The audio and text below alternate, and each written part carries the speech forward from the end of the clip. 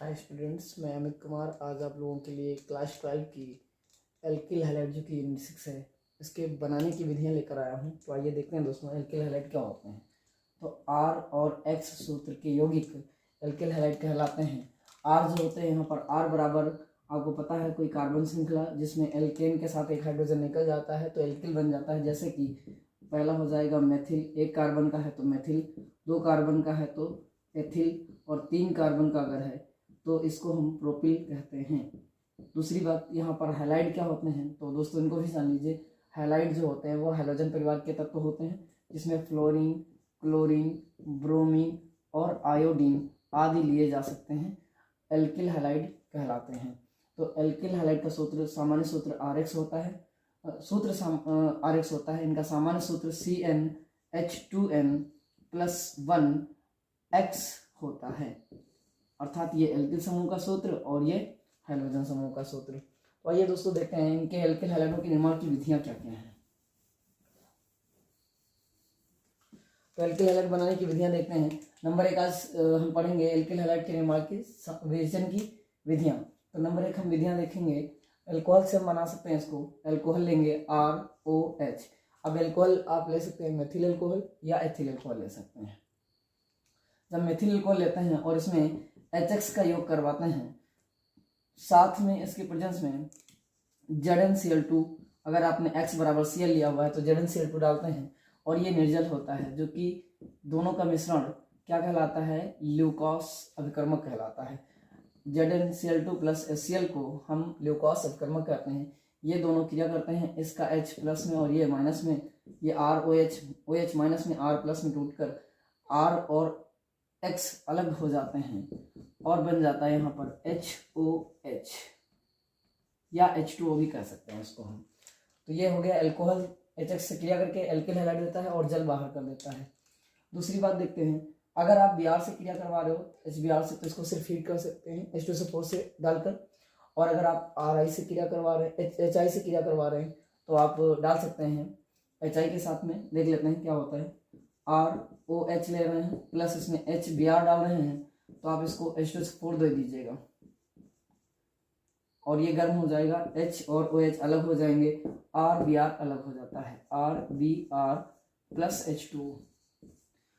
अगर इसके स्थान पे आप ROH के साथ में लेना चाह रहे हैं HI तो इसको आप हीट कर दीजिए, HI को हीट कर दीजिए और ये बन जाएगा HOH अलग हो जाएगा और बन जाएगा RI, एल्किल आयोडाइड बन जाता है और साथ में HOH निकल जाता है। तो ये विधि हो जाती है पहली हमारी, जो कि एल्कोहल की HX से क्रिया। लेकिन आपको बता दें HX की क्रियाशीलता जो होती है, HX की क्रिया एल्किल हैलाइडों में तृतीयक और द्वितीयक तथा प्राथमिक के क्रम में अगर देखी जाए तो तृतीयक ज़्यादा क्रियाशील होता है HX के साथ में और प्राथमिक होता है कम क्रियाशील HX के साथ में। अब HX में एल्किल हैलाइड तृतीयक है तो वो ज़्यादा क्रिया देता है, ज़्यादा तीव्र क्रिया करता है, और HX प्राथमिक एल्किल हैलाइडों के साथ कम क्रिया दे सकता है। ध्यान दीजिएगा। नेक्स्ट क्रिया है अल्कोहल ही लेंगे और अल्कोहल की क्रिया करवाएंगे हम NaBr से। अब NaBr क्या होता है, ROH, ये 2 नंबर की क्रिया सेकेंड नंबर क्रिया है। अल्कोहल लेंगे और अल्कोहल की क्रिया करवाते हैं हम NaBr, जो कि H2SO4 की प्रेजेंस में क्रिया करेगा और ये क्रिया होगी तो पदार्थ क्या बनता है हम यहाँ पे लिख दे रहे हैं। यहाँ बनेगा OH अलग हो जाएगा, Na अलग हो जाएगा, यहाँ बन जाएगा RBr प्लस साथ में जो बनेगा NaHSO4 प्लस माफ कीजिएगा SO3 और साथ में बनेगा H2O। देख लेते हैं क्या आ रहा है, OH ये और ये इसका एक H, हाँ यहाँ पे HSO4 हो जाएगा तो ये सल्फेट बन जाएगा, सोडियम बाइसल्फेट जल और सोडियम ब्रोमाइड बन जाता है। अगर आप दूसरी क्रिया करवा रहे हैं एल्कोहल को मैंने बताया, अगर आप चाहें तो मेथिल एल्कोहल CH3OH या फिर C2H5OH ले सकते हैं। मेथिल एल्कोहल आपको पता है मेथिल एस्टर भी कहलाता है और एथिल एल्कोहल जो होता है वो वाइन ऑफ एल्कोहल कहलाता है। तो इस चीज़ को ध्यान रखिएगा दोस्तों।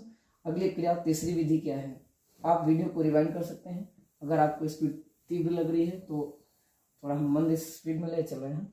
तीसरी क्रिया हो जाएगी, अगर आप अल्कोहल को ले रहे हैं ROH और इसको PCl3 या PCl5 से क्रिया करवा रहे हैं, PCl3 या ROH को PCl5 से क्रिया करवा रहे हैं, PCl5 से, तो अगर तक तृतीयक फास्फोरस ट्राईहैलाइड से अर्थात फास्फोरस ट्राईहैलाइड से क्रिया करवाते हैं तो आपको अल्कोहल 3 मोल लेना होगा।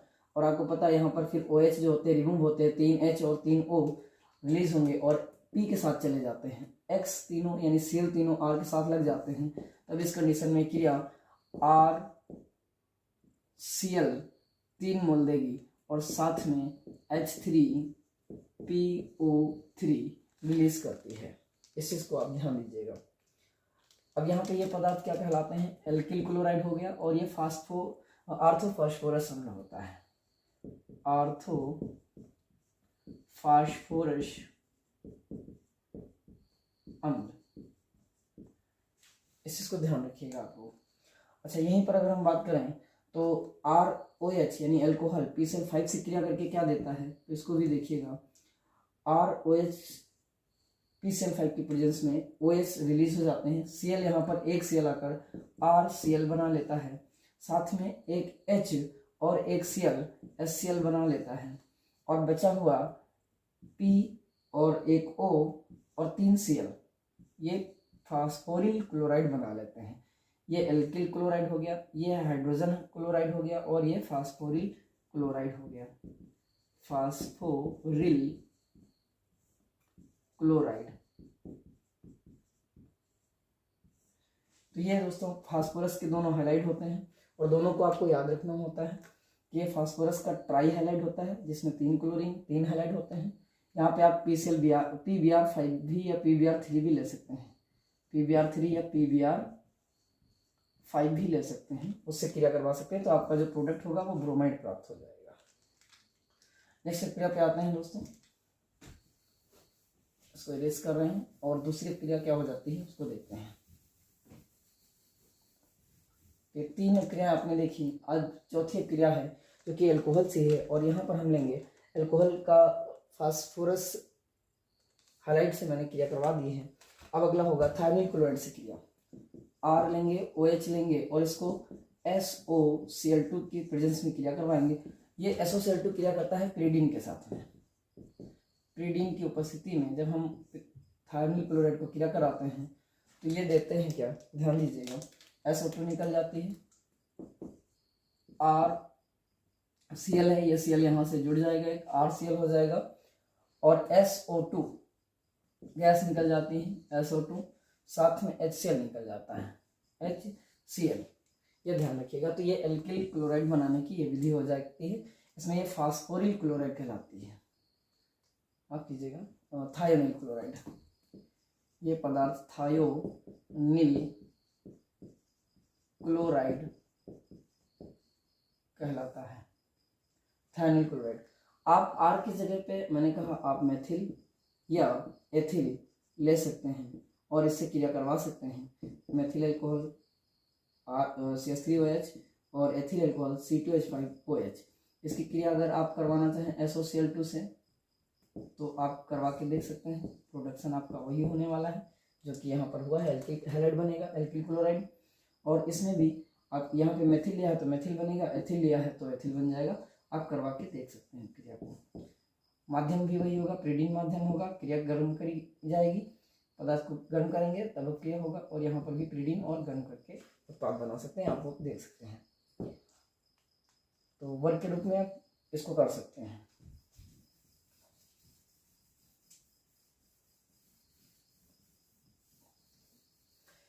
नेक्स्ट क्रिया देखते हैं दोस्तों, अगर हम अल्कोहल लेते हैं ROH और इसकी क्रिया हम करवा देते हैं फास्फोरस, लाल फास्फोरस की उपस्थिति में हैलोजन से करवाते हैं तो क्या होता है देखते हैं। P लेंगे हम, लाल लेते हैं और यहाँ पे X2 डालते हैं, होता क्या है यहाँ पे RX का निर्माण हो जाता है। RX कैसे बनते हैं ये आपको ध्यान देना होता है।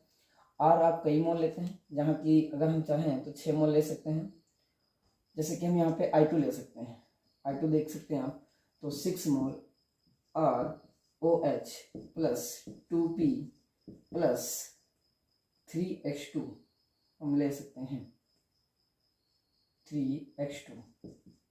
तो ये आप लेकर क्रिया करवा सकते हैं।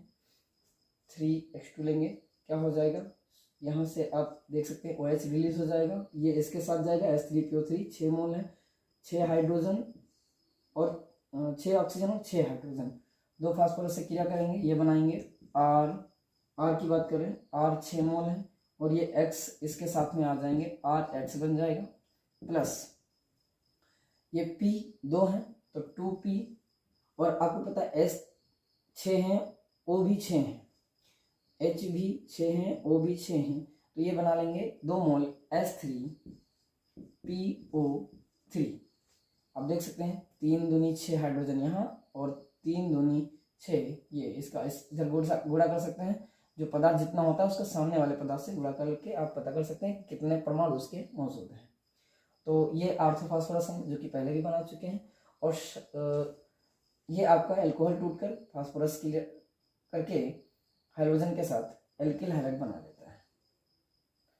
तो आप देख सकते हैं यहाँ पर एक बार हम इसको फिर से समझा दे रहे हैं, इसको समझ लीजिएगा अच्छे से, और अगर नहीं समझ में आ रहा तो वीडियो को रिवाइंड करके देखिएगा।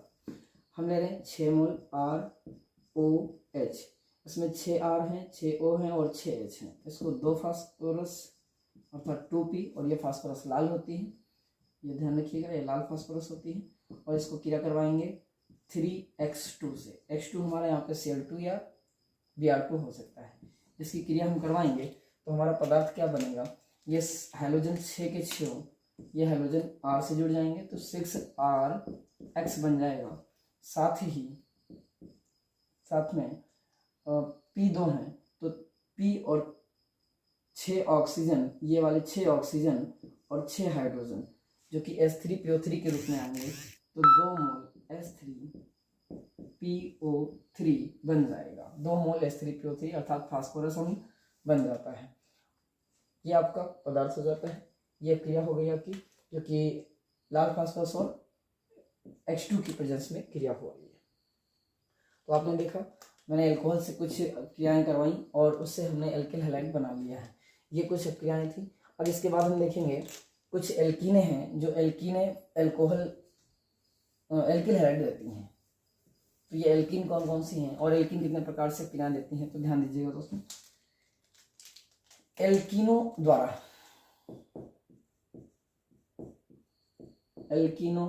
द्वारा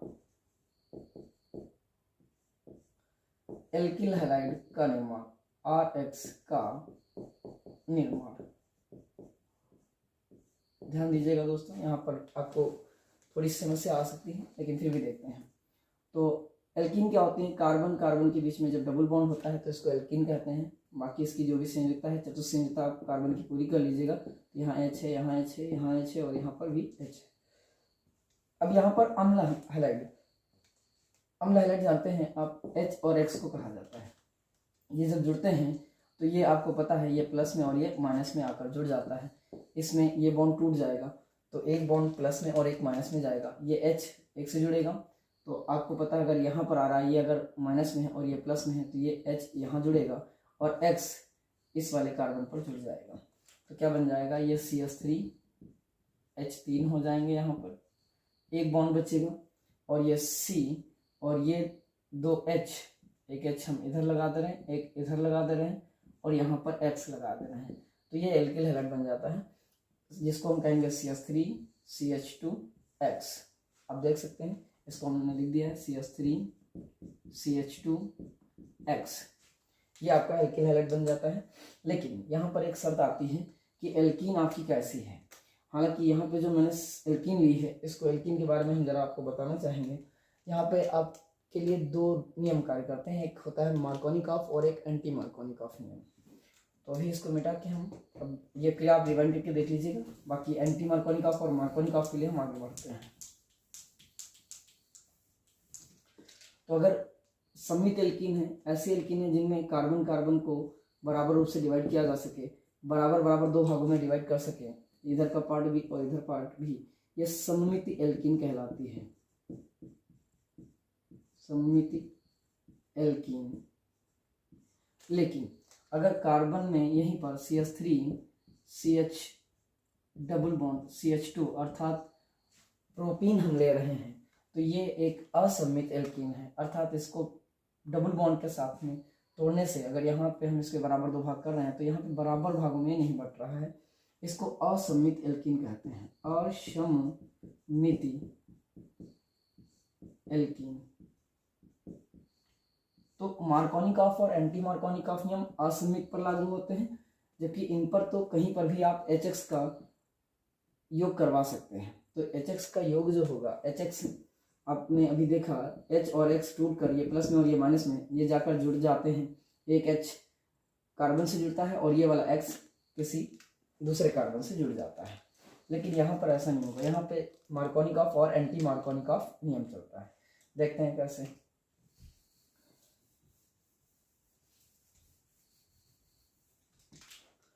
तो हमने एक एल्कीन लिया है CH3 CH double bond CH2, ये प्रोपीन है।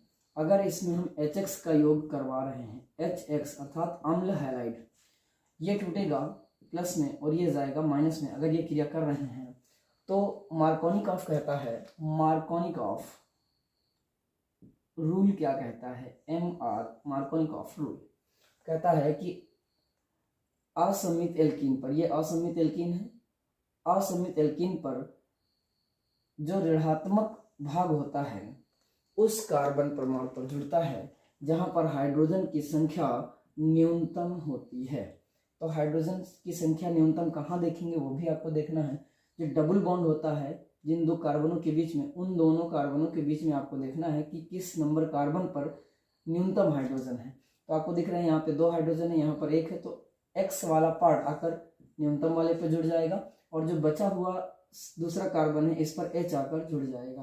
तो ये क्या देगा, CH3 CH, नीचे X जुड़ जाएगा और इधर CH3 हो जाएगा।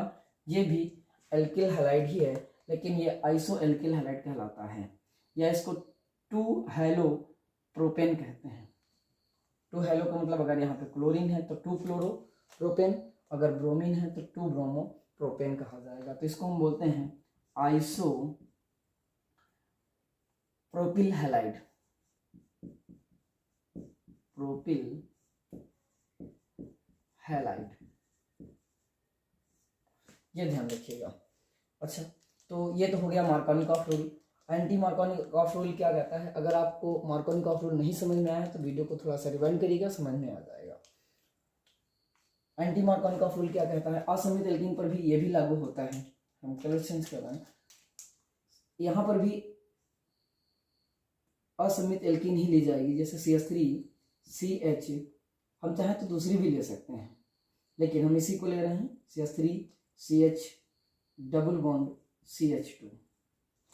मार्कोनिकॉफ रूल आपके समझ में आ गया होगा। अब एंटी मार्कोनिकॉफ रूल क्या कहता है उसको देखते हैं। तो एंटी मार्कोनिकॉफ रूल कहता है कि अगर आप किसी असममित एल्कीन पर HX का योग करवा रहे हैं तो HX का ऋणात्मक भाग उस कार्बन पर जुड़ेगा, ये वाला ऋणात्मक भाग उस कार्बन पर जुड़ेगा जहां पर हाइड्रोजन की संख्या अधिकतम होगी, परंतु ये क्रिया पराक्साइड की उपस्थिति में होती है। तो यहाँ पर डाला जाएगा पराक्साइड, पराक्साइड।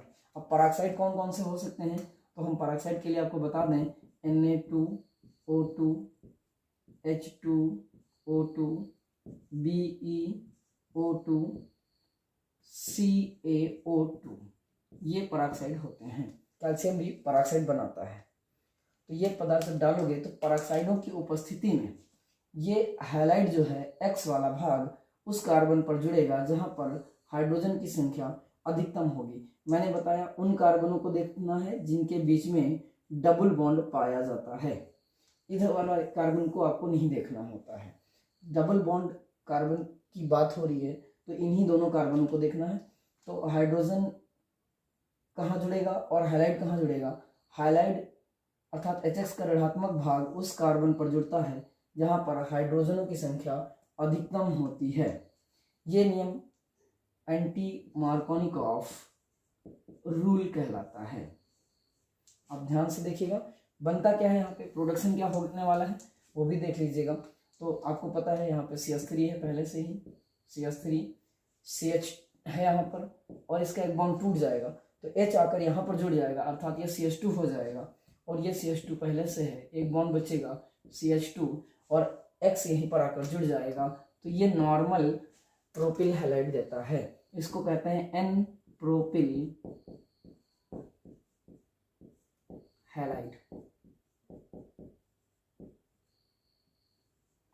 तो ये N प्रोपिल हैलाइड देता है, जबकि ये आइसोप्रोपिल हैलाइड देता है, आइसोप्रोपिल हैलाइड।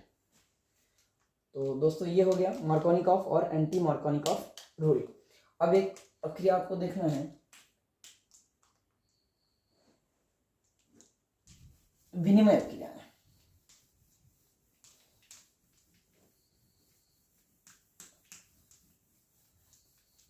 विनिमय क्रियाएं क्या होती हैं दोस्तों, तो देखते हैं RX लेते हैं, RX, और इसमें अगर हम NaI डाल दें, NaI सोडियम आयोडाइड, तो इसमें जो आयोडाइड हैलोजन है इसका विनिमय हो जाता है, अर्थात Na जो है वो X के साथ चला जाता है और I यहाँ पर R के साथ आकर जुड़ जाता है, तो R बॉन्ड I बन जाता है।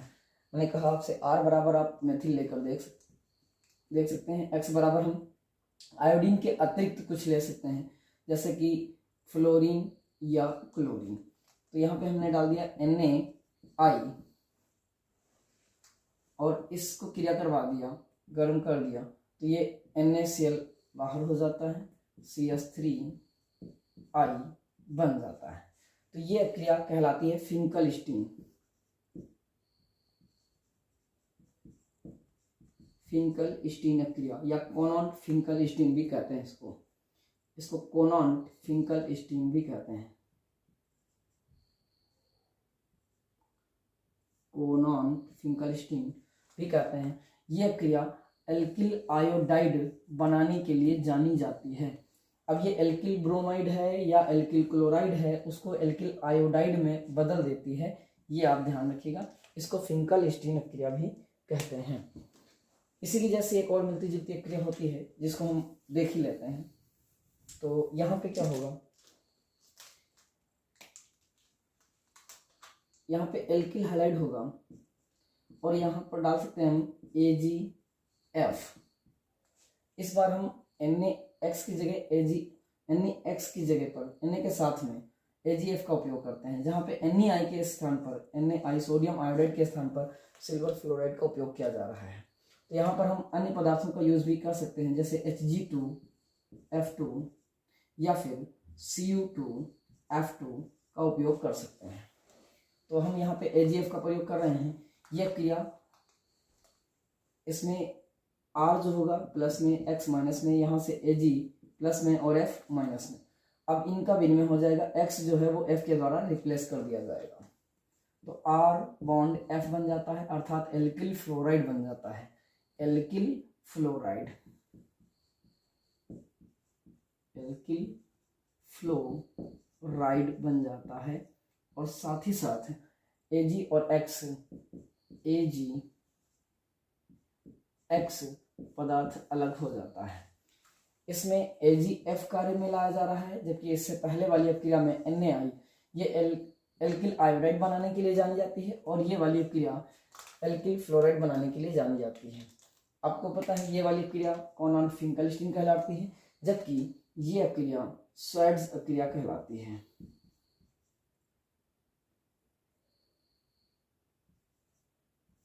स्वेड्स क्रिया कहलाती है। तो स्वेड्स और फिंकलस्टीन दोनों में आपने अंतर भी समझा। स्वेड्स आपको उत्पाद दे रही है एल्किल फ्लोराइड, और जबकि फिंकलस्टीन आपको उत्पाद दे रही है एल्किल आयोडाइड। तो यहाँ तक कि आपने अब क्रियाएं देखी और आपने देखा कि एल्किल हैलाइड का निर्माण कैसे करते हैं, इसके विचलन की विधियाँ क्या क्या हैं वो आपने देख ली हैं। आगे हमारी वीडियो को देखते रहिएगा। हमारी जो भी वीडियो आएंगी आपके लिए और आपके परीक्षा की दृष्टि से बहुत ज़्यादा इम्पोर्टेंट होने वाली है। Thanks for watching my video. Thank you.